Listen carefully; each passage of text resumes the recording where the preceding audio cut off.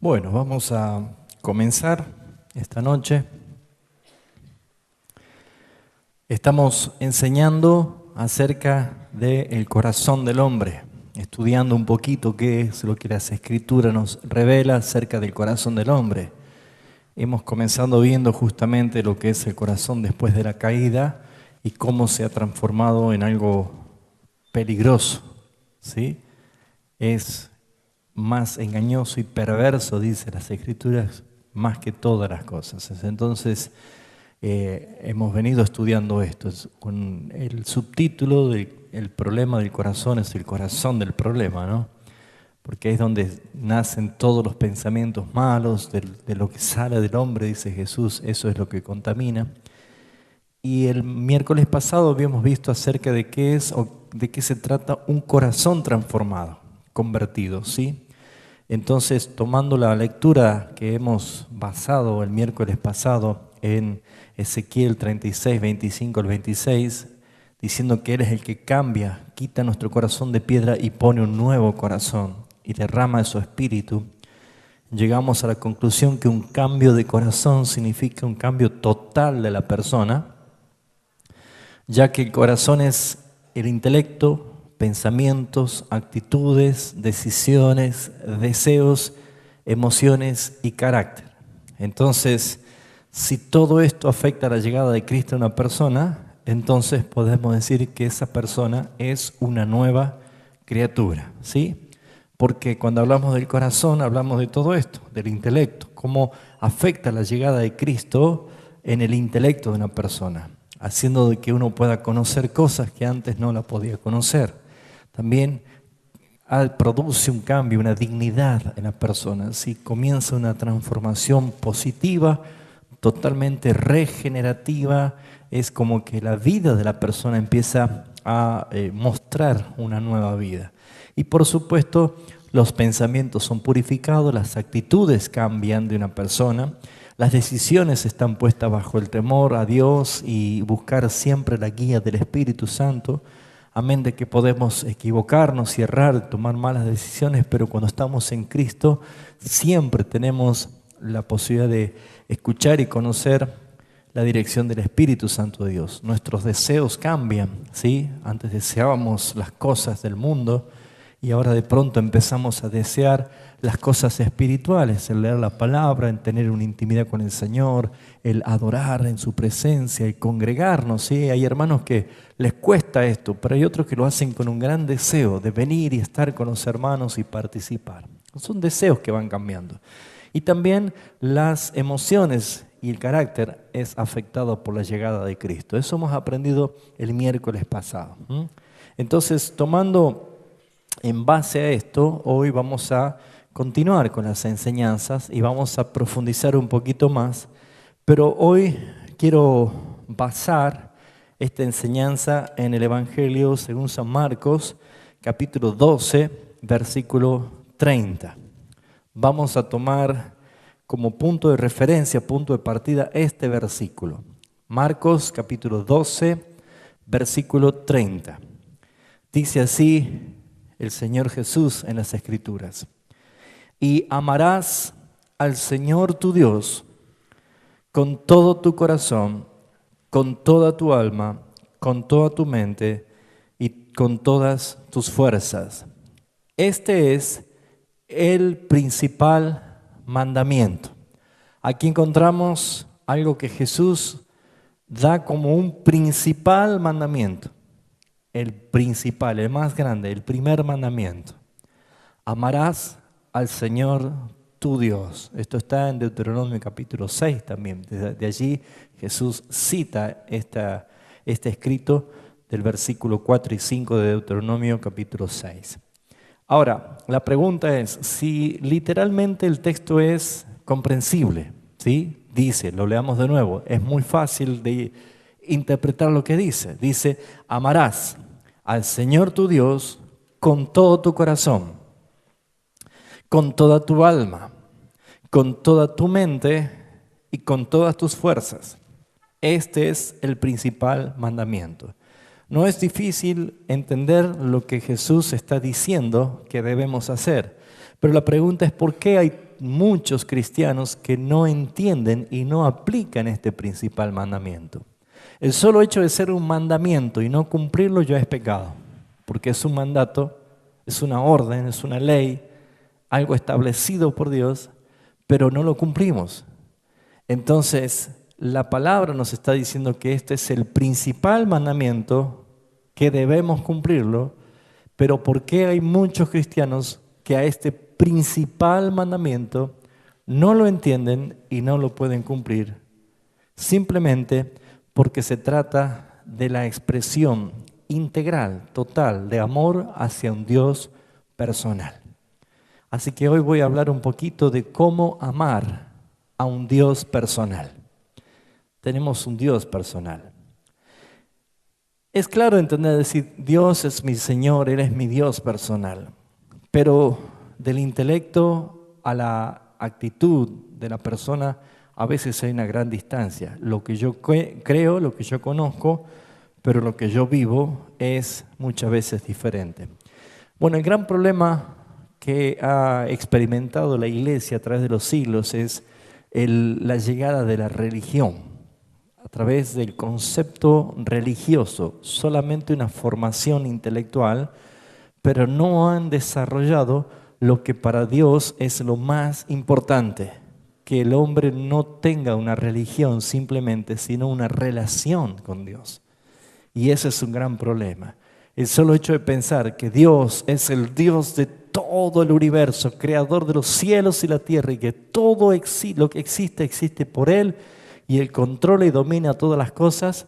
Cuando yo veo ese cuadro extraordinario, nos puede pasar exactamente lo que pasó a David cuando él dijo: cuando miro los cielos y las obras de tus dedos y las estrellas y todo lo que creaste. ¿Qué es lo que se preguntaba David? Me pregunto, ¿qué es el hombre? ¿Quién soy yo para que te acuerdes de mí? Y ese es un problema. Hasta que se nos revela Cristo en forma de relación personal y espiritual. Muchos cristianos tienen un concepto muy grande de la teoría, pero muy escaso de la vivencia y la aplicación de la relación. Lo que Dios quiere es que nosotros sepamos relacionarnos con Él y que sepamos nosotros disfrutar de esa relación. Por esto es que muchas personas, muchos cristianos, viven en una permanente actividad emocional simplemente. De acuerdo a lo que siente, así se expresa. Si hoy siente que Dios le respondió algo y se siente feliz, pero si pareciera que cuando guarda Dios silencio, inmediatamente el pensamiento en esa persona de decir, Dios no me oye, Dios no me tiene en cuenta, comienza otra vez a socavar las intenciones de una relación. ¿Por qué decimos esto? Debemos descubrir que Dios es un Dios personal. Y la Biblia nos demuestra esto. El motivo de la enseñanza de hoy es que usted y yo salgamos conociendo que sí existe la posibilidad de que tengamos una relación diaria, íntima y muy, muy hermosa con Dios. ¿Cuántas personas tienen un Dios lejano? El concepto de un Dios lejano. ¿Cuántas personas no encuentran una relación diaria con Dios en cuanto a hablar, oír, recibir, expresar? Entonces, lo que ha logrado hacer la religión es sustituir la relación por los medios terrenales para sentir simplemente placer en el alma o conformarme en el alma de lo que yo creo que sucedió. Por eso es que hay algunas religiones que necesitan tener imágenes o esculturas de yeso para buscar a alguien en quien creer o tocar o hablarle, porque muchas veces hablar a alguien que no se ve es pensar que no existe. Entonces, esta noche quiero que podamos juntos descubrir con la palabra del Señor Qué hermosa aventura tenemos los hijos de Dios de vivir en una relación intensa con el Señor. Hay una canción muy bonita que hace mucho cantábamos, decía: mi vida en tu presencia se ha vuelto una aventura que tanto soñé. He encontrado en ti la razón de mi existir. Y esa relación con Dios te hace diferente. Por ejemplo, hay muchos cristianos que dicen: sí, el Señor es mi Dios, yo creo en Dios, Él es mi Dios, perfecto. ¿Pero hablas con Dios? ¿Sientes su presencia? ¿Te relacionas con Él? He notado que muchos han utilizado medios humanos o terrenales para conformar otra vez sus impulsos emocionales. Por ejemplo, siempre voy a interferir como una onda en medio de las redes, ¿no? Las redes sociales. Pero muchas personas oran a Dios a través de un Facebook, ¿sí? Muchas personas se expresan así. Y yo por ahí he notado tendencia de personas que, por ejemplo, seguramente al levantarse no hace una oración vespertina, no le saluda a Dios. Señor, buen día. Padre, aquí estoy de nuevo, ¿sí? Pero sin embargo ponen en el Facebook: buen día, ¿cómo están? ¿Entienden?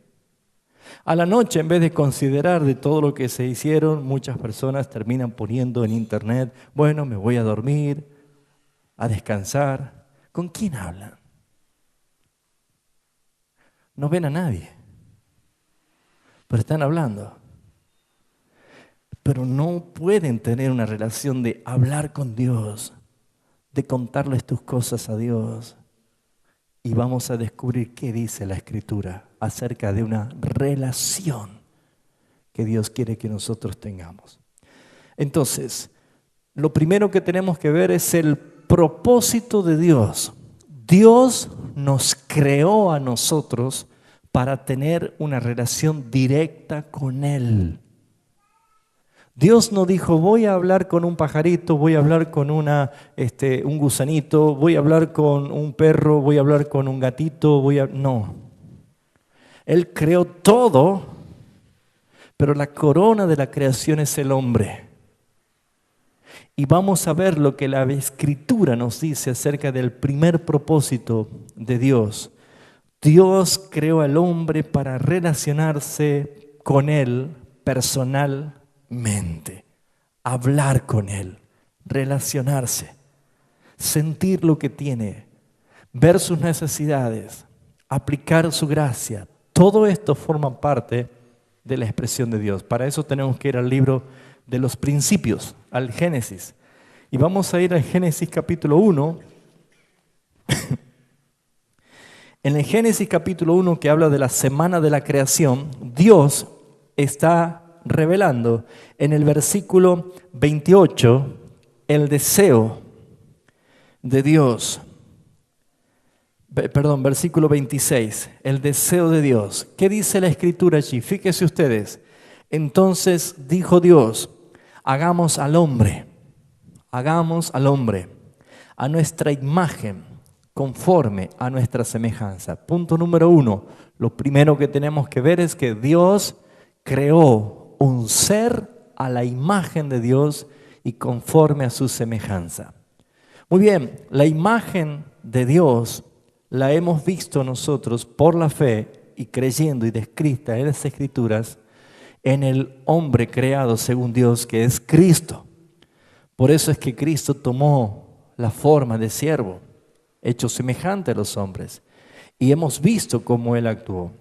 Pero la tarea de ser conformado, conforme a Dios, dice a nuestra imagen y conforme a nuestra semejanza, ¿qué es lo que podemos ver acá? Cuando Cristo el Hijo estuvo en esta tierra, demostró una perfecta relación entre Él y el Padre. ¿Cristo oraba cuando estaba aquí el Padre, sí o no? Sí, varias veces al día. Cristo mantenía una relación permanente con el Padre. Cristo honraba al Padre, obedecía al Padre en todo. Era guiado por el Padre. Juan capítulo 5, 19 dice, el Hijo no hace nada por sí mismo, sino lo que ve al Padre hacer, eso hace igualmente. Porque el Padre ama al Hijo y le muestra todas las cosas para que el Hijo haga igualmente que el Padre. Está hablando de un principio, una relación. Entonces, si el hombre fue creado a la imagen y a la semejanza de Dios, en la semejanza habla de una relación. Dios siempre quiso relacionarse con vos. Te creó para hablarte, te creó para escucharte, te creó para bendecirte, te creó porque Él quiere tener una relación con vos. ¿Lo entiende? En el mismo libro de Génesis podemos ver que el propósito se muestra claramente no tan solo en el deseo, hagamos al hombre, sino en lo concreto. Capítulo 2, versículo 7, Dios le da vida al hombre. Entonces, si Dios es proveedor de la vida, es porque esa vida tiene un propósito. Te dio vida para que vivas para Él, por Él, con Él, a través de Él. Génesis capítulo 2, versículo 7 dice, entonces Jehová Dios formó al hombre del polvo de la tierra y sopló en su nariz aliento de vida, y fue el hombre un ser viviente. La vida que hemos recibido es de parte de Dios. ¿Y para qué Dios te dio vida? Para relacionarse contigo. En el capítulo 2, no tan solo Dios le dio vida, sino que vemos que Dios le dio autoridad para señorear sobre todos. Aquí en el versículo 28 del capítulo 1 dice, y los bendijo Dios. Hay una bendición especial. Y les dijo, fructificad, multiplicaos, llenad la tierra, sojuzgadla y señoread sobre los peces del mar, las aves de los cielos y en todas las bestias que se mueven sobre la tierra. No tan solo Dios dijo, hagamos al hombre, sino que le dio vida y también lo bendijo dándole autoridad para señorear sobre todo lo creado. Todo eso forma parte del propósito de Dios. Dígame si eso no es buscar una relación con la persona que es favorecida. ¿Sí o no? Cuando nosotros queremos conquistar a nuestra chica, ¿sí? Seguramente le mandamos un ramo de flores, o le mandamos una tarjetita, o una cartita, le compramos un perfume. ¿Por qué? Porque cuando nosotros le mostramos que tenemos un interés de buscar socializarnos, charlar, conocernos, entablar una relación linda, empezamos a mostrarles interés y a demostrarles justamente que queremos tener una linda relación y por eso es que lo demostramos. Lo que nosotros podemos ver acá es que Dios no tan solo dijo hagamos al hombre y lo dejó allí como cualquier otros animales, sino que Él hizo del hombre alguien especial. Y Él comenzó a mostrarle que Él era especial. Dios le mostró al primer hombre que Él era muy especial para Él. Porque cuando lo creó, Dios dijo, esto es bueno en gran manera. Y cuando Dios le dio vida al hombre formado por sus propias manos, porque todo lo creó, lo hizo por su palabra. Él dijo, sea, y fue hecho, pero al hombre Él utilizó sus manos, lo formó del polvo de la tierra y sopló aliento de vida de Él mismo, su respiración, su aire, su neuma. Sopló sobre el hombre. Es especial para Dios. Y acabemos en el versículo que le dio autoridad y lo bendijo sobre todo. O sea que el hombre creado estaba puesto como corona de la creación. Todo estaba puesto para que él pudiese señorear. Era un co-regente juntamente con Dios. Era quien administraba y gobernaba todas las cosas. Pero también el capítulo 2, versículo 8, vemos que Dios le demuestra mayor amor todavía al hombre. Jehová Dios plantó un huerto en Edén. Imagínense, todo lo que Dios había hecho era bueno en gran manera. Y aparte de todo esto, plantó un huerto. En un huerto hay delicias, frutas deliciosas, plantas, verduras, vegetales, cosas bellas. Justamente el nombre Edén significa lugar de delicias. Y dice la Escritura, y Jehová Dios plantó un huerto en Edén, al oriente. ¿Y qué hizo allí? Puso allí al hombre que había formado. Un trato muy especial. Fíjense si no vemos aquí que hay un Dios que se deleita en dar lo mejor a aquel hombre que había creado, porque Él siempre buscó tener una perfecta relación con el hombre. Ustedes me imagino que ya van atando cabos de que todo esto lo frustró el hombre por su pecado y contaminó todo eso que Dios había hecho hermoso. Por eso es que nosotros por fe sabemos que nos espera ¿qué cosa? Cielos nuevos y tierra nueva. Un Edén totalmente restaurado. Hay una nueva tierra hermosa. Y que nosotros, los que hemos nacido de Cristo, ya no de Adán, sino del nuevo hombre creado según Dios, en Cristo Jesús, heredaremos esa tierra. Por eso dice, no te aferres a este mundo, no somos de este mundo. Porque Dios no ha cambiado, es inmutable.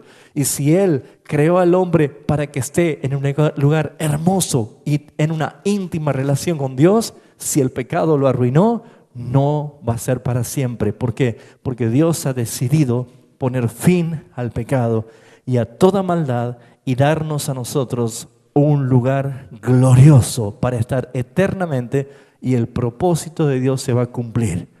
Él es glorificado en una perfecta relación que vamos a tener. Por eso es que no caigas en la trampa que Satanás le tendió a Eva. No mires lo que ves en este mundo. Te atrae, te seduce, es codiciable, pero está la muerte. Pon tus ojos en el autor y consumador de la fe. No tan solo lo puso en un lugar hermoso, sino que también el versículo 9 dice que Dios le proveyó todos los deleites para comer. Dice el versículo 9, y Jehová Dios hizo nacer de la tierra todo árbol como delicioso. Imagínense si usted comió algo delicioso en una tierra corrompida como esta, ¿cómo habrá sido el momento antes del pecado? Las delicias. Todo árbol delicioso, pero note que dice a la vista. Realmente habrá sido extraordinario todo eso, ¿no? ¿Cómo habrán sido las frutas? Si en la tierra de Canaán dice que eran gigantes, entre dos personas tenían que traer así, con un palo atravesado, un sarmiento, un racimo de uva. Todo grande. Imagínense lo que habrá sido realmente en ese lugar. Dios le dio lo más delicioso para que pudiese comer. Vemos también que el Dios le dio habilidad al hombre, mostrándole que es especial, habilidad para tomar decisiones. ¿Dónde vemos esto? Allí en el mismo versículo 9 dice, Dios hizo nacer de la tierra todo árbol delicioso a la vista y bueno para comer, también el árbol de la vida en medio del huerto y el árbol de la ciencia del bien y del mal. Ahora fíjense ustedes que en el versículo 16 encontramos que dice esto. Y mandó Jehová Dios al hombre diciendo, de todo árbol del huerto podrás comer, mas del árbol de la ciencia del bien y del mal no comerás, porque el día que de él comieres, ciertamente morirás. ¿Qué le estaba diciendo Dios al hombre? Que solamente él tenía la habilidad dada por Dios de escoger entre una cosa u otra cosa. Aunque no existe esa frase o esa palabra en la Biblia, muchos la conocen como el libre albedrío, pero eso no existe en la Biblia. Es simplemente la habilidad que Dios le había dado de escoger lo bueno o lo malo. Eso significa que Dios creó a Adán en un estado condicional. Por eso es que el hombre podía escoger. porque si no hubiese sido creado en estado condicional, el hombre no tendría ninguna opción. Pero Dios lo puso y puso el árbol de la vida y el árbol de la ciencia del bien y del mal. Y Dios fue muy claro, de todo árbol podrás comer, pero del árbol de la ciencia del bien y del mal no comerás, porque en verdad vas a morir. Y el hombre tenía la habilidad dada por Dios de escoger entre el bien y el mal. Todos nosotros sabemos que a causa del pecado, el hombre perdió la habilidad de lo bueno, solamente de continuo piensa en el mal. Génesis 6:5 dice esto. Y el hombre, por más que quiera, no puede hacer lo bueno. Por eso dice Romanos, el apóstol Pablo, en el capítulo 3, que no hay quien haga lo bueno, no hay ni siquiera uno. Cuando nacemos de nuevo en Cristo Jesús, entonces Dios nos concede nuevamente la habilidad de lo bueno y de lo malo. Ya no somos esclavos del pecado. Somos libres porque Cristo nos hizo verdaderamente libres. Pero si yo peco es por concupiscencia. ¿Se entiende? Pero cuando Cristo venga en gloria y seamos transformados en gloria, nunca más tendremos la posibilidad de desobedecer o caer en pecado, porque ya no existirá más el pecado. Por eso es que el perdón de Jesucristo nos liberó del pasado, del presente y del futuro en el afecto del pecado. En el pasado nos liberó de la culpa del pecado. En el presente nos liberó de la esclavitud del pecado. Y en el futuro nos liberó de la presencia del pecado. Ya no existirá más el pecado. Por eso es que nosotros podemos ver que acá el hombre tenía estas dos opciones. Dios se lo concedió. Pero también en el capítulo 2, versículo 15, no tan solo Dios le dio todas estas cosas preciosas, sino que dice el versículo 15, tomó pues Dios al hombre y lo puso en el huerto de Edén para que lo labrara y lo guardase. ¿Qué es lo que Dios le dio al hombre aquí? Le dio trabajo y responsabilidad. Si algunos creen que el trabajar es culpa del pecado de Adán, está equivocado. Dios lo puso a trabajar antes del pecado. El trabajo es una bendición. Es más, en nuestro estado eterno de gloria, no vamos a estar arriba en una nube tocando la arpa sin hacer nada. Va a haber trabajo por hacer, va a haber muchas cosas por hacer. Eso lo revela la palabra.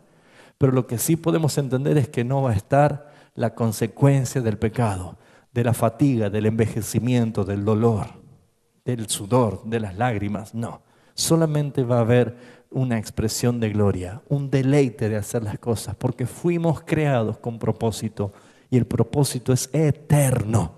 Serviremos por los siglos de los siglos al Rey de gloria. Amén.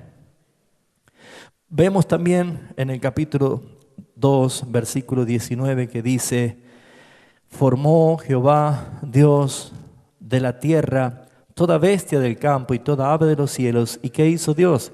Las trajo a Adán para que viese cómo las había de llamar, y todo lo que Adán llamó a los animales vivientes, ese fue su nombre. O sea que cada animal que usted ve y que conoce el nombre de cada animal, ¿quién le puso el nombre? Adán. Dios no le puso el nombre. Dios trajo todo para que Adán le ponga el nombre. Y es el nombre que le puso a Adán, así se lo conoce hasta el día de hoy. Así que cuando usted le diga perro a su perro, sepa que se le puso a Adán. ¿Sí? Muy bien. O sea que Dios le dio la tarea de administrar, de guardar el Edén. No tan solo de deleitarse, de comer, disfrutar, pero sino también de tener esa estrecha relación. Bueno, según lo que dice la Escritura en el versículo 18, Dios dice lo siguiente: no es bueno que el hombre esté solo, le haré ayuda idónea para él. Por lo tanto, Dios también le concede a Adán una compañía, la mujer, la varona. Y si bien es cierto, nosotros podemos ver que esta fue una obra también magistral de Dios, reconocida por Adán, porque dice la Escritura que hizo, versículo 21, hizo caer sueño profundo a Adán, y mientras éste dormía, tomó una de sus costillas y cerró la carne en su lugar. ¿Sí? Dios hizo la primera intervención quirúrgica allí, ¿no? Una operación, abrió la carne, tomó una costilla y cerró la carne. Así que no hay nada nuevo, todo lo hizo ya el Señor. Y de la costilla dice que tomó Jehová, hizo a la mujer y la trajo a su esposo, ¿sí? Después que le pasó un poquito la anestesia a Adán, se despertó, la vio y Adán garantiza que realmente era extraordinaria, porque Adán no ve otra persona, no ve a alguien que no conocía. Él se ve a sí mismo en una mejor expresión. Por eso él dice, esto es hueso de mis huesos, carne de mi carne. Él se ve a sí mismo en un complemento, en algo precioso. Y Adán le pone el nombre, esta será llamada varona, porque del varón fue tomada. ¿Sí? Fíjense ustedes que Dios, hasta ese detalle, una compañía idónea. Díganme si todos estos privilegios no son para demostrarle Dios al hombre que había creado que Él quería tener una perfecta relación con Él. ¿Sí o no? Según el capítulo 3, versículo 8, este versículo evidencia, obviamente por todas las otras hechos narrados, pero aquí evidencia que ellos oían la voz de Jehová Dios. Dice, y oyeron la voz de Jehová Dios que se paseaba en el huerto. Entonces, también vemos nosotros de que el hombre podía oír la voz de Dios. A todo esto sabemos nosotros que es lo que pasó en el capítulo 3, y Dios, siendo santo en toda su expresión, en toda su manera de ser, santo, santo, santo, no puede habitar con la inmundicia, no puede cohabitar con el pecado. Entonces Él tomó una justa actitud de expulsar al hombre, y el hombre ya dejó de ser un ser espiritual y pasó a ser simplemente carne. Eso lo vemos allí en Génesis capítulo 6, versículo 3, cuando dice la Escritura, esta palabra contendrá, es la palabra permanecerá. Entonces dice, no permanecerá mi espíritu con el hombre para siempre. ¿Qué está hablando? Que no permanecerá mi espíritu. Está hablando, no existirá más una relación con el hombre ya. Ya no hay una relación, hay una separación. ¿Por qué? Y ahí dice, porque ciertamente eres ¿qué cosa? Es carne. Él es carne. Y la Biblia habla muy claramente en toda la palabra acerca de lo que Dios piensa de la carne. La carne para nada aprovecha. Los que quieren agradar a Dios en la carne no pueden. El que vive en la carne, lo único que va a cosechar es muerte, angustia, dolor, pecado. La carne tiene su desenfreno, tiene sus manifestaciones. La carne manifiesta los deseos y los apetitos de Satanás. Por lo tanto, Dios tiene una clara expresión bíblica de qué opina Él de la carne, incluso qué ha determinado hacer con la carne. Crucifica tu carne, crucifícala. No, ninguna persona mejora su carne con la llegada de Cristo. O es Él o es tu carne. No puede haber dos. Por esa razón es que el primer punto que estamos viendo acá es que el propósito de Dios es relacionarse con el hombre. Y como hemos comenzado diciendo en Marcos 12:30, amarás, dice Jesús, al Señor tu Dios con todo tu corazón, con toda tu alma, con toda tu mente y con todas tus fuerzas. La pregunta era ¿por qué muchos cristianos conocen este versículo pero no pueden aplicarlo? Simplemente porque no tienen una relación con Dios. No conocen a Dios como su Dios personal. Vuelvo a decir, siempre invade el pensamiento que David también lo tuvo cuando ve y se le revela la maravilla que Dios ha creado todo el universo. Uno se siente tan pequeño que David dijo, Señor, yo miro los cielos y me pregunto, ¿qué es el hombre? ¿Quién soy yo, Señor? No me vas a tener en cuenta, Señor. Con tantos habitantes en el mundo, Todo el mundo pidiéndote. ¿Se acuerda esa película El Todopoderoso? Que escuchaba voces por todos lados de gente que pedía.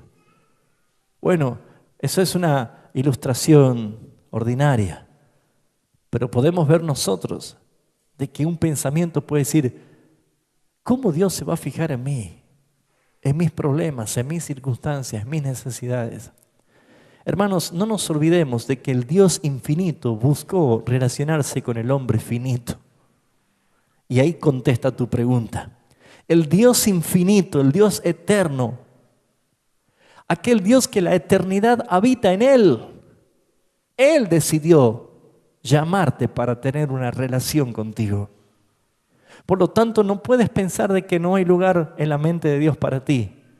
No puedes pensar que Dios no te tiene en cuenta. La Escritura dice que aún hasta tus cabellos están contados por el Señor y los conoce. La palabra es muy clara, mostrándote quién es Dios y cómo Él siempre ha buscado tener una íntima relación contigo. Pero ¿por qué muchos no pueden amar a Dios? Porque no se les ha revelado el Dios personal. Él es tu Dios personal. ¿Cuáles son características que podemos ver de este Dios personal? ¿Qué nos dice la Escritura? Allí en Génesis capítulo 3, dice el versículo 9, después del pecado de Adán, dice el versículo 9, mas Jehová Dios llamó al hombre y le dijo, ¿dónde estás tú? ¿Dónde estás tú? Ese es el primer llamamiento que aparece en la Biblia. Por eso Génesis es el libro de los principios.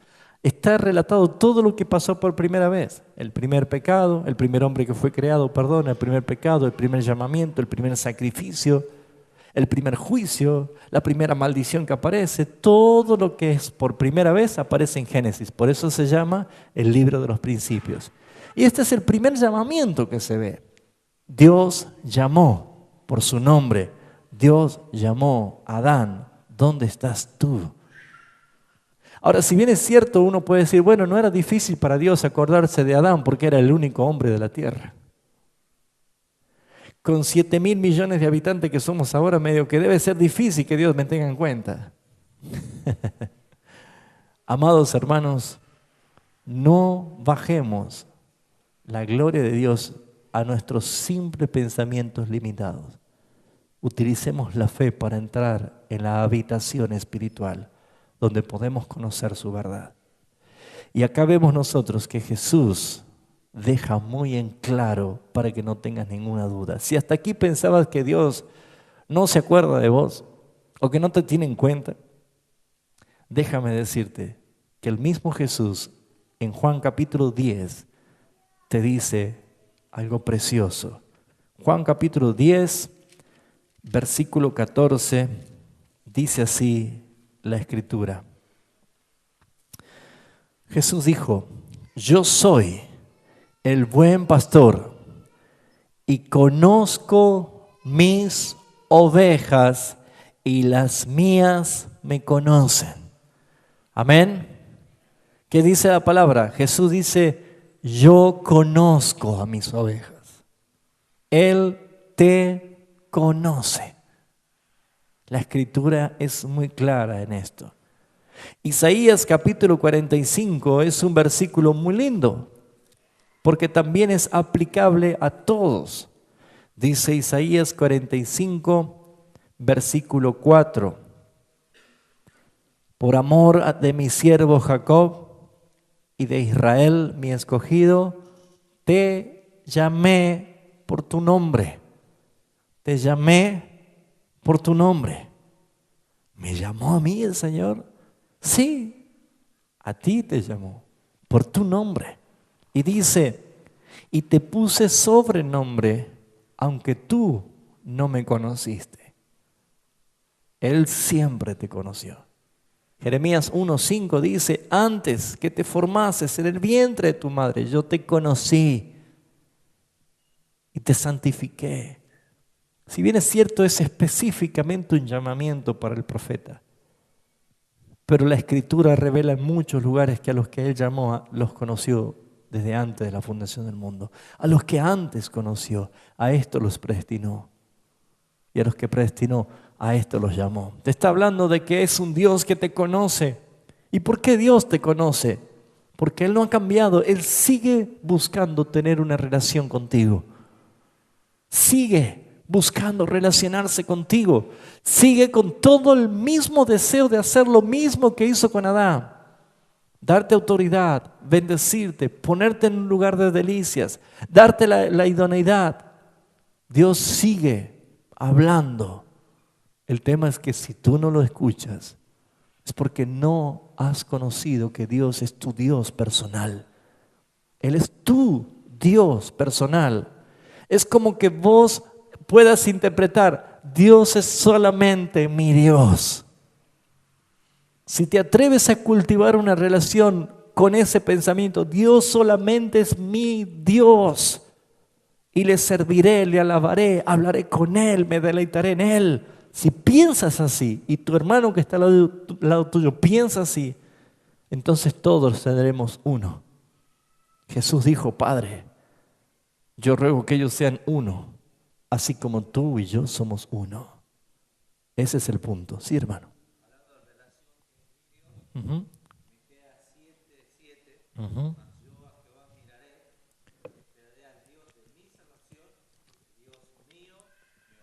Qué hermoso, ¿no? Mío, una relación. Pero para llegar a eso hay que conocer a ese Dios. ¿Por qué muchos no pueden tener una relación con Dios? Porque no lo sienten mi Dios. No han cultivado esa relación. Una madre que le toca a uno de sus hijos, dice que es como una osa furiosa que le arrebataron una presa, ¿no? Cuando alguien tiene sentido de pertenencia, va a defender lo que siente que es suyo.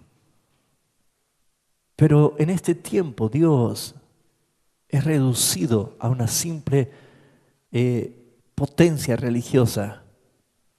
Dios es reducido y utilizado para la blasfemia, para las burlas. ¿Y por qué la iglesia no tiene realmente una vida que represente que somos hijos de un Dios vivo? Vemos nosotros que la palabra nos está enseñando de que Dios te conoce y quiere que tú le conozcas a Él.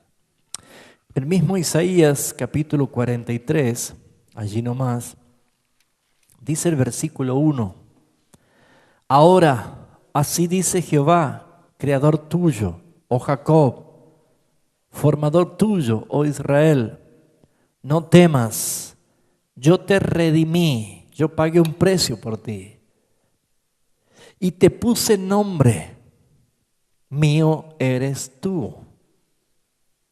Somos de Él. ¿Cómo es que no le conoces? Sabes de Dios, sabes que te salvó, pero no has pulido una intimidad. Hay un himno muy bonito, ¿no? Viejo también, pero son bonitos, están llenos de historia. Pero dice, oh, qué amigo nos es Cristo. Él llevó nuestro dolor y nos manda que llevemos todo a Dios en oración, dice. Cuéntale al Señor en oración. Pero necesitamos saber que nuestro Dios nos conoce. Salmo 44, 21 habla de que ese Dios que nos creó y nos formó y busca tener una relación con nosotros, lo sabe todo. Y por eso debe motivarnos a nosotros a tener mayor diálogo con Dios. Salmo 44 dice el versículo 21. ¿No demandará Dios esto? Porque Él conoce los secretos de tu corazón. Dios conoce los secretos de tu corazón. Sabiendo esto,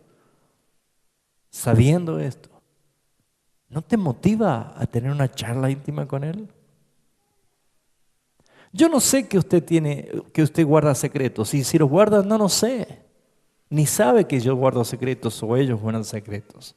No lo sabemos. Pero todos sabemos que Dios conoce los secretos de tu corazón. ¿No es una invitación a decir, ven y charlemos? ¿No te está diciendo el Señor, necesitamos hablar? Adán, ¿dónde estás tú? Oí tu voz y que te paseabas por el huerto y tuve miedo y me escondí. Dios no le preguntaba dónde estás porque no sabía dónde estaba, si Él todo lo ve, si Él todo lo sabe. Pero era necesario que Él responda a su pregunta porque debía mostrar que Él era el culpable, lo que había hecho. ¿Cuántas veces nosotros pensamos que nadie lo sabe? Pero la Escritura vuelve a revelarte de que Dios conoce lo más íntimo de tus secretos. ¿Qué debes hacer? Entra en secreto con el Señor. Háblale. Arregla tus cuentas con Él.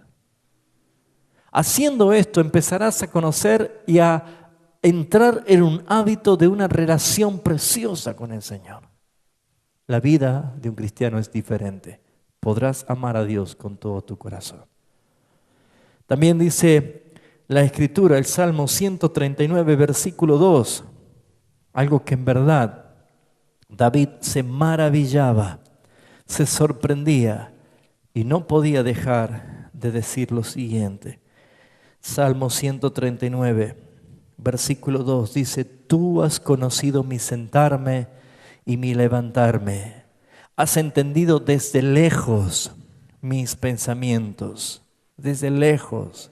Has escudriñado mi andar y mi reposo y todos mis caminos te son conocidos. Pues aún no está la palabra en mi lengua. Y he aquí, Jehová, que tú la sabes toda. Detrás y delante me rodeaste y sobre mí pusiste tu mano. Tal conocimiento, David cae de rodilla y dice, este conocimiento es demasiado maravilloso para mí. Es tan alto que no lo puedo comprender. Saben, hermanos, nosotros podemos a nuestra manera, con nuestras limitaciones, entender la omnisciencia de Dios. Pero es tan grande que no lo podemos entender. Pero sabemos que Dios lo sabe todo. ¿No es mejor venir a Él? ¿No es mejor hablar con Él? ¿No es mejor rendirnos ante Él? Usted habrá leído todo esto, pero el versículo 7 destella una pregunta que el mismo David dice, ¿a dónde? ¿A dónde me iré de tu espíritu? ¿A dónde huiré de tu presencia? No puedo huir. Donde quiera que vaya, tú estarás allí. La omnipresencia de Dios. Dios conoce todo. Pero lo más hermoso es que también Dios conoce lo que necesitamos. Conoce tus necesidades. El Salmo 103 es un salmo muy bonito que David se habla a sí mismo y se estimula a no olvidarse de ninguno de sus beneficios, proclamando alabanza sobre todas las cosas. Pero el Salmo 103, versículo 14, David llega a una conclusión. Él conoce nuestra condición y se acuerda de que somos polvo. Él lo sabe. Sabe nuestras limitaciones. Sabe que no vamos a poder hacer algo que no lo tenemos. Él sabe que nosotros somos frágiles. Por eso Él sabe librarnos de tentaciones. Por eso Él sabe darnos respuesta a nuestras miles de preguntas que tenemos. Siempre Dios suple lo que necesitamos. Ahora, hay un versículo muy lindo que está en Nahum, capítulo 1, versículo 7. Ya le compliqué, ¿no? Nahum. Nahum, capítulo 1, versículo 7. Dice así, Jehová es bueno. Amén. Fortaleza en el día de la angustia. ¿Y qué añade? Y conoce a los que en Él confían. Descansamos en el Señor. ¿Por qué? Porque esto es la evidencia de un hábito, de una relación. Yo puedo confiar en el Señor porque Él es bueno, porque Él es socorro en el día de la angustia. Él es mi única fuente de salvación. Él es mi castillo fuerte en la tribulación. El salmista dice, a Él correrá el justo y será levantado, porque es torre fuerte el nombre de Jehová. A Él. ¿A quién iré, Señor? Solo tú tienes palabra de vida. ¿Dónde podríamos huir? No podemos. Es Él. Por eso es que buscar esa relación es muy importante, amados hermanos.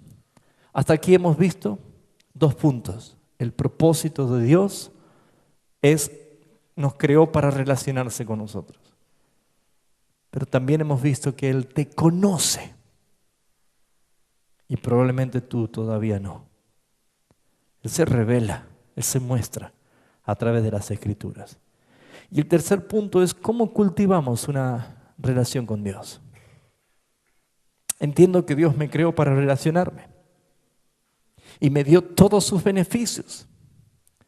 Entiendo que Él conoce todo de mí, sabe mis caminos, sabe todo lo que tengo que hacer, todo lo sabe, sabe mis necesidades, sabe mis luchas, sabe mis tentaciones. Ahora, ¿cómo puedo cultivar una verdadera relación con Dios? ¿Qué se necesita? ¿Cómo puedo dejar yo una vida de religión para entrar en una vida de relación? Muchos solamente congregan por una vida de religión. ¿Qué quiere decir? Hoy es miércoles o hoy es domingo. Hay que ir a la iglesia. Vida de religioso. No tienen relación con Dios. La vida de relación es que está más tarde en intimidad con el Señor. Mañana a la mañana comienza. En vez de poner en Facebook, hola, ya estoy aquí. No. Ore. Padre, gracias, me has dado un nuevo día. Me has renovado mi fuerza. Tengo un nuevo amanecer. Hay proyectos y vida que me has dado para cumplirla hoy y la quiero hacer, Señor, para tu gloria. Comienza el día dándole gracias al Señor. Comienza el día entregando al Señor. ¿Qué dice la palabra del Salmo 37:4? Deleítate a sí mismo en Jehová y Él concederá las peticiones de tu corazón. Pero ¿cuándo te deleitas? Cuando cumplimos el versículo 5 que dice, encomienda a Jehová tu camino y confía en Él y Él hará. Por eso te vas a deleitar. Cuando entregas, confías, encomiendas al Señor. Señor, me encomiendo en tus manos. Señor, encomiendo este trabajo que voy a hacer hoy en tus manos. Encomiendo esta materia que voy a rendir en tus manos. Señor, encomiendo la administración. Hoy voy a cobrar el sueldo. Entonces, Señor, encomiendo la administración de mi sueldo en tus manos. Eso es encomendar. Eso es confiar. Eso es una relación. Eso es purgar y purificar una verdadera intimidad con el Señor. ¿Hasta qué punto de que usted diga, Señor, gracias porque me estás guiando por sendas rectas? Porque Él te guía. Romanos 8:14 dice que en esto se conoce a los hijos de Dios, todos los que son guiados por el Espíritu Santo de Dios. Ser guiados significa yo obedezco, Él manda. Amén. No hay ego, no hay yo. Yo menguo y Él crece. Esa es la clave, esa es la función y es la misión. Entonces, ¿qué necesito? ¿Qué es lo primero que necesito para empezar una relación verdadera con Dios? Número 1, creer que Él existe y está presente en todo lugar. Hebreos capítulo 11, versículo 6 dice esto. Bueno, si salimos a preguntar si usted cree en Dios, tú me decís sí creo en Dios, pero ¿crees en la presencia del Señor? Porque si sabes que Él está presente, no harías lo que haces. Cuando alguien sabe que está presente, se apodera temor. ¿Sí o no? Si alguien dice a la noche, me voy a comprar, qué sé yo, una gaseosa a la esquina, es de noche, y uno va confiado, pero se te cruza un vecino y te dice, cuidado que anda un ladrón suelto. inmediatamente cambió esa noche pasiva, tranquila, de armonía, en una sensación de peligro. Y comienza a mirar para todos lados. Y se apura. O muchos desisten. Simplemente una noticia. Anda una presencia de un ladrón por allí. Y tu conducta cambia. ¿Acaso le temes más a un ladrón que la presencia misma de Dios? El ladrón no es omnipresente, Dios sí. Y la presencia de Dios habla de el temor de tu vida, un temor reverente. Y mucho más cuando conoces que ese Dios es el Dios que te relacionas todos los días con Él. Que hablas, que Él te conoce y que tú has aprendido a lo que Él quiere. Hebreos capítulo 11, versículo 6, dice la Escritura: pero sin fe es imposible agradar a Dios. La ven en la coma allí, que es una pausa, no es punto final, porque muchos lo han cortado el versículo hasta allí nomás. ¿Sí? Sin fe es imposible agradar a Dios, punto, no hay punto, es coma. ¿Qué dice allí? Porque es necesario, habla de una necesidad, que el que se acerca a Dios crea que le hay, crea que hay Dios y que Él es galardonador de los que le buscan. Es necesario, primero, que creas que Él existe y que sepas que su presencia está. Él está aquí, está en tu casa, está en tu trabajo, está cuando estás con tus amigos, está en todo lugar. La relación se cultiva sabiendo principalmente que Dios, el eterno Dios, no está ocupado en otras cosas importantes y no te vio. No te olvides eso. Jesús dijo: ni un cabello de vuestra cabeza caerá sin que el Padre lo sepa. Él mismo te lo dijo. Todo Él lo sabe. Por lo tanto, tu relación verdadera comienza con temor. Un temor reverente. No hablo ni de miedo ni de terror. Un temor reverente. Su presencia está. Por lo tanto, ese Dios que te has deleitado en intimidad, orando y alabando y adorando, es el mismo Dios que está cuando estás trabajando. Es el mismo Dios que está cuando te estás esparciendo, o te estás divirtiendo, o te estás distrayendo un poco. Ese es el mismo Dios que está cuando estás contando dinero. El mismo Dios que está cuando estás hablando con otra persona. Por lo tanto, la relación comienza con la presencia de Dios. ¿Cuánto han hecho de este versículo o de este principio una utopía, algo que no es real? Amados hermanos, solamente el necio puede pensar que Dios no está. El necio. Dios está en todo lugar. Número 2, ya lo dijimos en el punto anterior, no tan solo creyendo que Él existe y está presente, sino sabiendo que Él lo sabe todo. Así también se cultiva una relación, sabiendo que Dios lo sabe. Aún no salió la palabra por mi lengua y tú, Señor, ya lo sabes. Esto es maravilloso. Entonces uno puede decir, ¿pero por qué tengo que orar y pedirle a Dios si Dios ya lo sabe?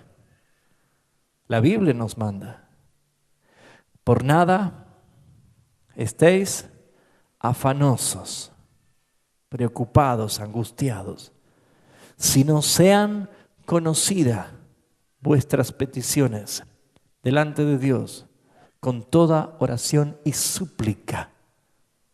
¿Por qué? Porque estoy mostrando una dependencia. 2, estoy demostrando a los que me oyen mi fe hacia un Dios soberano. ¿Se acuerdan que Jesús ante la tumba de Lázaro dijo: Padre, yo sé que siempre me oyes, pero a causa de los incrédulos yo te estoy pidiendo esto? Jesús tenía una perfecta relación con el Padre, pero también nosotros necesitamos. Y tercero, para saber que cuando oramos también evaluamos lo que pedimos, porque muchas veces oramos y pedimos y no recibimos. ¿Por qué? Porque pedimos mal. Entonces debemos nosotros saber que Él todo lo sabe. Número 3, no tan solo creyendo que Él existe y está presente, no tan solo sabiendo que Él todo lo sabe, sino también que cultivamos una verdadera relación escuchando o aprendiendo a escuchar su voz. Nuestro Dios no es de yeso que no habla. Él habla. Y sí que habla. ¿Por medio de quién habla? A través de su Espíritu Santo. Él nos habla de diversas maneras. Nos habla también a través de su palabra. ¿Cómo usted va a saber qué es la voluntad de Dios si no lee las Escrituras? Vuelvo a decir otra vez, la Biblia debe leerla diaria y abundantemente. Mucho. Leerla, leerla, leerla. Es la mejor manera de que usted pueda empezar a encontrar una intimidad y escuchar la voz del Señor. Dios puede hablar. La Escritura ha mostrado en distintos textos y pasajes que Dios ha hablado muchas veces con voz audible y por cosas realmente que son extraordinarias. Pero fijémonos lo que dice Hebreos capítulo 1. Dice así la Escritura: Dios, habiendo hablado muchas veces y de muchas maneras en otro tiempo a los padres por los profetas, en estos postreros días nos ha hablado por el Hijo, a quien constituyó heredero de todo y por quien asimismo hizo el universo. A partir de que Cristo vino y Él habló de parte del Padre, Él habló y reveló el reino de parte del Padre.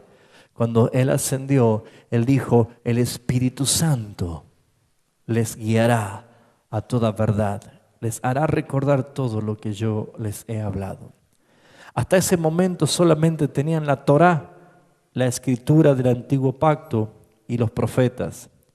Y comenzaron a escribirse las cartas en el primer siglo hasta que se formó el canon bíblico. Y nosotros tenemos la palabra de Dios. Por eso es que podemos nosotros ahora leer la palabra de Dios sabiendo que la palabra de Dios es la verdad de Dios. Y si es la verdad de Dios, no puedo menospreciar o reducir disminuyendo el voltaje que tiene esta palabra, la intensidad de la palabra. Cada cosa que la Escritura dice es la verdad. Por lo tanto, yo debo someter a evaluación mi conducta a la luz de las Escrituras y no hacer al revés, hacer que la Escritura se someta a mi conducta. ¿Se entiende? Soy yo el que tengo que cambiar. Si la Escritura dice A y yo estoy en el B, sí o sí tengo que venir al A. Porque la Biblia es la verdad de Dios. También Dios nos habla a través de sus mensajeros, sus predicadores, los pastores, los ministros. Por supuesto, no todo que se para detrás de un púlpito es mensajero de Dios. La Biblia dice, el apóstol Pablo, que hay muchos que se amontonan maestros conforme a sus propias concupiscencias. Simplemente hablan de su propia perdición, engañando y siendo engañados, dice la Escritura. Pero la evidencia es que cuando el predicador glorifica a Cristo, esa persona es verdaderamente un mensajero de Dios. Pero cuando hoy se escuchan mensajes humanistas, mensajes motivacionales, únicamente para hacer sentir bien al alma de la persona, estamos ante gente que simplemente está entreteniendo. Hoy Dios habla también a través de mensajeros. Y también Dios te puede hablar a través de la iglesia, que es el cuerpo de Cristo, los hermanos. Por eso es que debemos aprender a madurar. ¿Por qué? Porque nos necesitamos unos a otros. El consejo de un hermano a otro. El poder exhortarnos con amor, estimularnos al amor. Esa es la función de la iglesia. Por eso es que cada uno de nosotros que pertenecemos al cuerpo de Cristo nos cuidamos y nos edificamos en amor, guardando el vínculo de la paz en la unidad del Espíritu. Amén. Voy concluyendo. También es a través de crear un hábito a la oración íntima y pública. Un hábito. ¿Cómo se hace un hábito? Persistiendo, insistiendo, practicando siempre lo mismo. Antes no sabíamos orar o no teníamos el hábito. Cuando nos convertimos no sabíamos. Alguien te enseñó a orar, como Jesús le enseñó a sus discípulos a orar. Pero me pregunto, ¿por qué los discípulos no le preguntaron a Jesús o no le dijeron, Señor, enséñanos a echar fuera demonios? ¿Por qué no le dijeron, enséñanos a predicar? O enséñanos a hacer milagros. Los discípulos dijeron, enséñanos a orar. ¿Por qué creen ustedes? Porque Jesús era visto como oraba. A él lo veían orar. Y seguramente cuando alguien ora de una manera sincera, no fingida, no haciendo un acting, no actuando, sino de una oración genuina, sencilla, pero verdadera y profunda a la vez, glorificando la soberanía de Dios, lo que hace a una persona es decir, enséñame a orar. Yo quiero orar como tú oras al Padre. Yo quiero que poder tener la intimidad que tú tienes con el Señor. El hábito comienza aprendiendo. Luego comienza practicándolo. Y eso es, júntense. La iglesia primitiva crecía porque se juntaban a orar. Se juntaban a orar. Iban de una casa a otra a orar. Unos por otros. Oraban. Oraban en todo tiempo. Esa práctica se ha ido quitando. Esa práctica ha ido menguando. Hoy la oración simplemente es una expresión ficticia para muchos. También es simplemente una demostración falsa de su falsa religiosidad para muchos.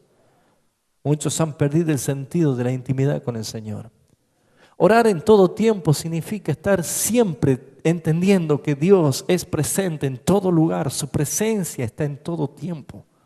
En mí, conmigo, lo que hago, siempre está. Reconócelo en todos tus caminos y Él enderezará tus veredas, dice la palabra.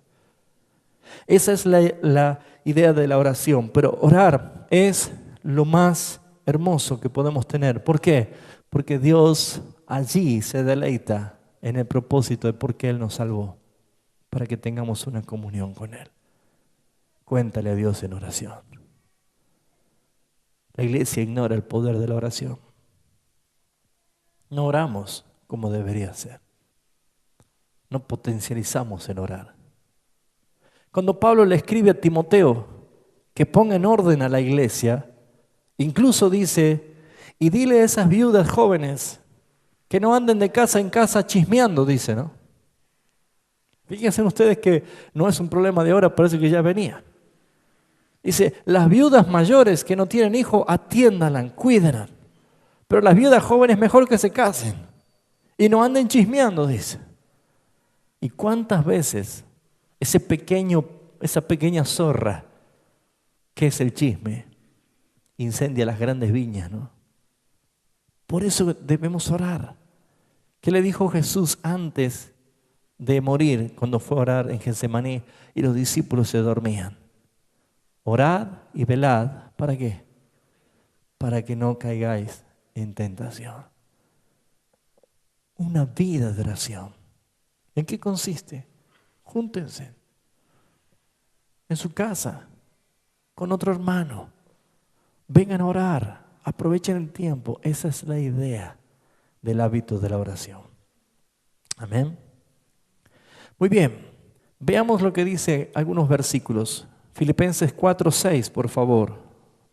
Recién lo he nombrado, ahora lo vamos a citar. Filipenses 4:6 dice: por nada estéis afanosos, sino sean conocidas vuestras peticiones delante de Dios con toda oración y ruego, con acción de gracia.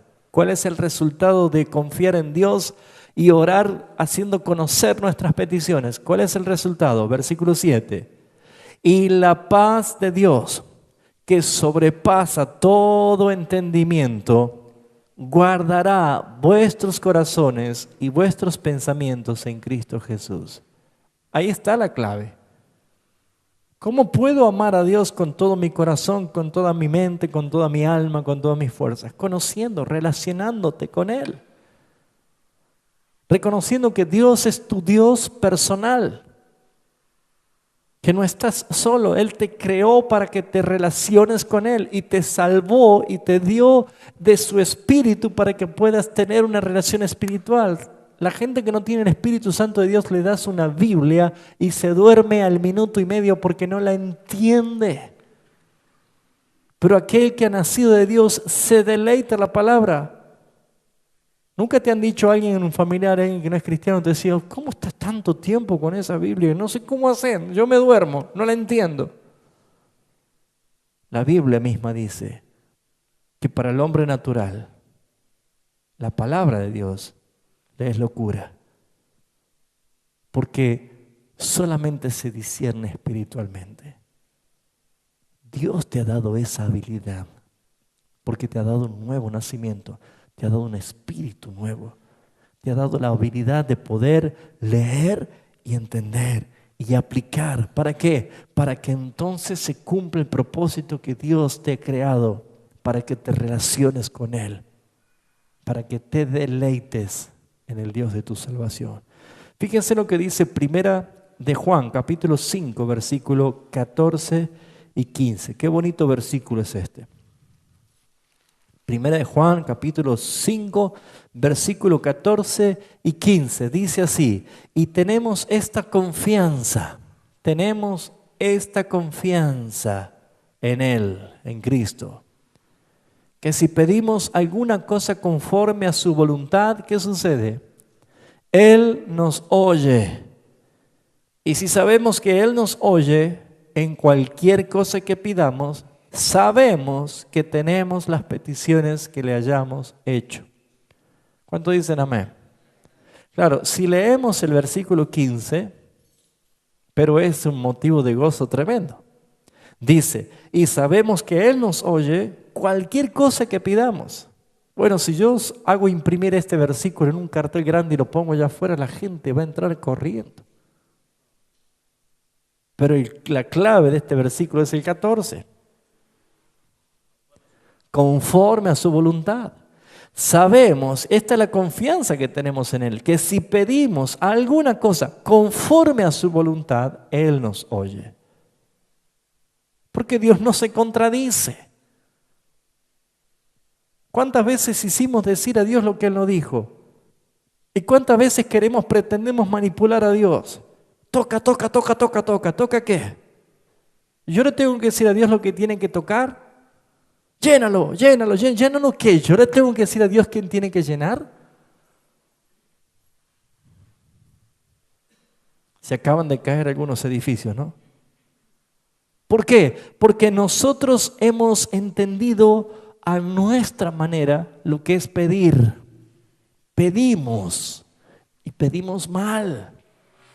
Pero Dios oye las oraciones que son hechas conforme a su voluntad. ¿Qué pregunta sale de este versículo entonces? ¿Qué pregunta le haría el texto a usted? Le ayudo. Esta es la confianza que tenemos en Él. Que si pedimos alguna cosa conforme a su voluntad, Él nos oye. ¿Qué pregunta le haría el texto? ¿Cuál es su voluntad? ¿Qué otra pregunta? Aparte de cuál. ¿Tenemos confianza? Él me oye, pero ¿cuál pregunta? ¿Cómo puedo conocer su voluntad? ¿Y cómo creen ustedes? Yo sé qué es lo que le gusta a mi esposa. Y ella sabe qué es lo que me gusta a mí. Cada vez que yo estoy con ella, estando, hablamos, dialogamos, nos conocemos, compartimos, salimos juntos, estamos aquí, allá. Estar todo el tiempo con alguien, es natural conocer a la otra persona. ¿Sí o no? Yo siempre he dado este ejemplo. Si mi hijo está en la escuela y hay una cantidad de alumnos y yo lo llamo, él se va a dar vuelta y va a venir. ¿Por qué conoció mi voz? Porque todo el tiempo está conmigo. Con mi hermano Fernando siempre decimos, mi papá tiene un silbido único. Podemos estar en una multitud, una marea de gente y él silba y nosotros no damos vuelta, porque es un silbido de él. Pero ¿cómo yo puedo saber qué es él? Por la permanencia, estar, el relacionarme. ¿Cómo puedo conocer la voz de Dios?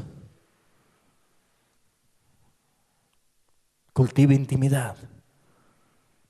Empiece a escuchar, empiece a leer la palabra. La palabra está llena de bendición. Amén.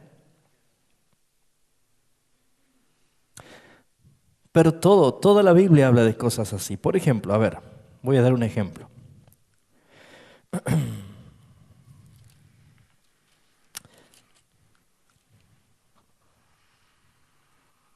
Por ejemplo, 1 Timoteo capítulo 6, 7 y 8. Hay un programa que se llama 6, 7 y 8, ¿no? Si supieran qué dice el 6, 7 y 8 de la Biblia, ¿no? ¿Qué dice 1 Timoteo 6, 7 y 8? Dice, porque nada hemos traído a este mundo y sin duda nos llevaremos todo. ¿Así dice? ¿Qué dice? Nada hemos traído a este mundo y sin duda nada podremos sacar. Así que teniendo sustento y abrigo, estemos contentos, satisfechos con eso. Añadamos el 9. Porque los que quieren enriquecerse caen en lazo en tentación y en lazo y en muchas codicias necias, dañosas, que hunden a los hombres en destrucción y perdición. O sea, necesitamos una teología extraordinaria para entender lo que dice acá. Entonces, ante la tentación de crecer, de querer tener dinero, si acabo de leer la Biblia, ¿qué cree que va a hacer usted? Usted se va a someter a la palabra, a esa palabra que acaba de leer. ¿Se da cuenta? Usted lee la Escritura y la palabra te dice cada cosa. Y usted la lee y retiene. Y ante el momento de la tentación o de la prueba, esa palabra se manifiesta. ¿Por qué? Porque dice Isaías, mi palabra no volverá a mí vacía y hará todo lo que yo quiero. Para eso le he enviado. Entonces, ¿cómo puedo yo saber cuál es la voluntad de Dios?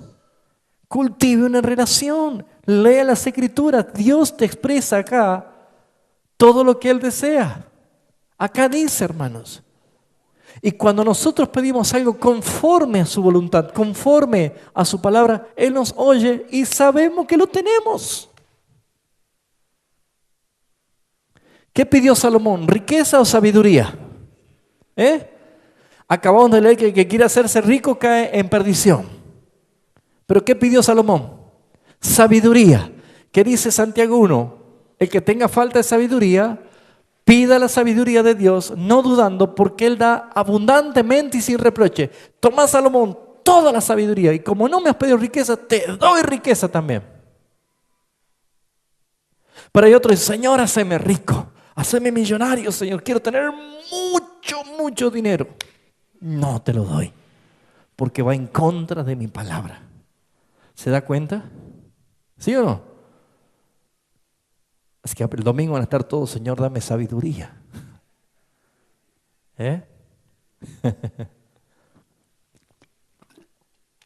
Veamos Mateo 6:6.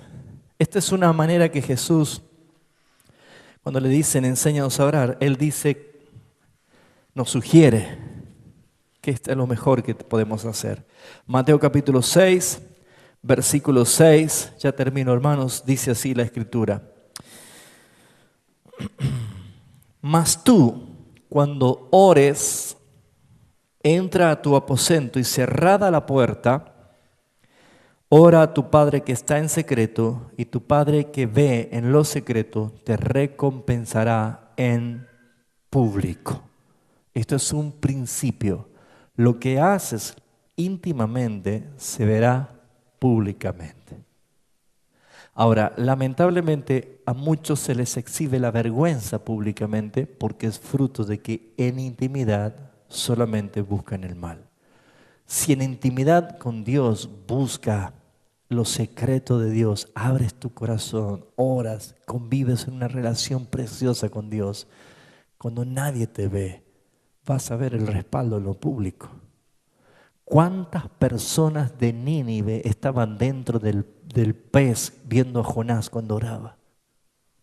No había nadie.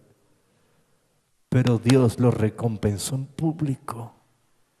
¿Se da cuenta?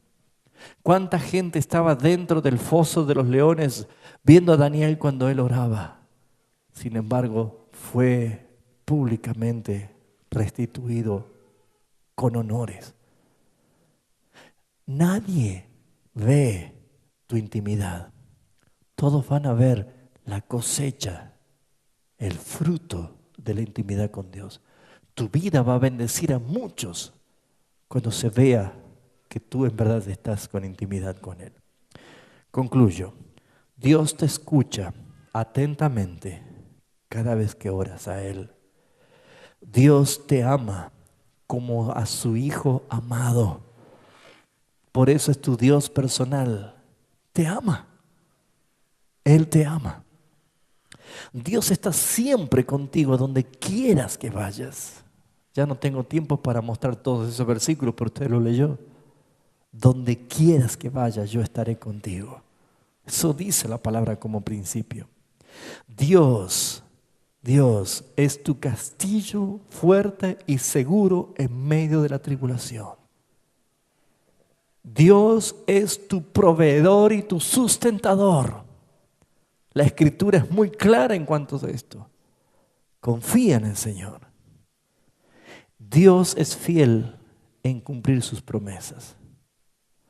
Por eso, amados hermanos, yo les invito a los que están aquí presentes o a los que ven estas enseñanzas, atrévase a conocer a su Dios personal, el único Dios que no ha cambiado, porque desde Génesis lo demostró y con la llegada de Cristo lo revalidó, y cuando venga Cristo por segunda vez se manifestará el cumplimiento de que Él te creó para que siempre tengas una relación con Él, de gloria en gloria.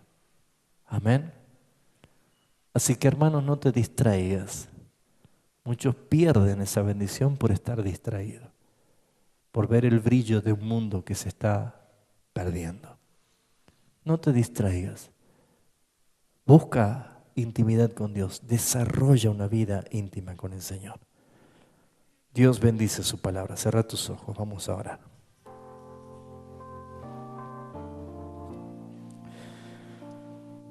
Gracias, Padre Celestial, por darnos esta tu enseñanza. Y perdónanos por muchas veces, por nuestra ignorancia o limitaciones humanas pensar que tú estás distante. Muy cerca estás, Señor. Siempre estás con nosotros. Por delante y por detrás me rodeaste. Y sobre mí, dice tu palabra, pusiste tu Santo Espíritu. Gracias por los beneficios que nos has concedido por gracia y por misericordia. Pero, Señor, sabemos que tú nos conoces, nos llamas por el nombre. Somos tus ovejas, ovejas de tu prado, Señor. Ayúdanos a vivir y a hacer las cosas que tú nos mandas a hacer para tu gloria, Señor. Y permite que mis hermanos puedan crecer y desarrollar una verdadera relación de intimidad contigo, porque fuimos creados para charlar, para dialogar, para escuchar tu voz, para obedecerte, para gozarnos y deleitarnos en tus glorias y tus triunfos, Señor. Gracias por el amor eterno que tú nos das y gracias por tu paciencia para con nosotros. Padre, glorificamos tu nombre por los méritos de Cristo Jesús nuestro Señor. Amén, Señor.